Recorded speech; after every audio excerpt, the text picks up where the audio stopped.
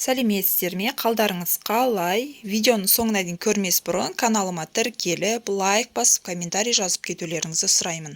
Мен сіздерді бүгінгі әмиянды тазалау әдісінің бір түрімен таныстыратын боламын.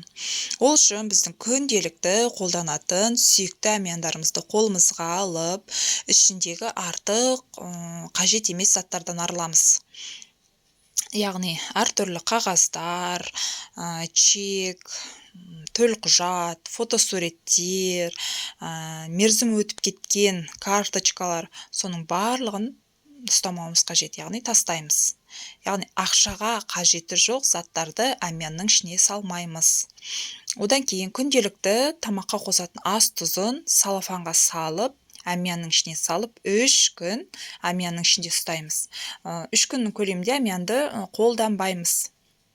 Яғни ас тұзы әмиянның ішіндегі артық негатив, артық жаман энергетиканың барлығын өзіне сорып алатын болады.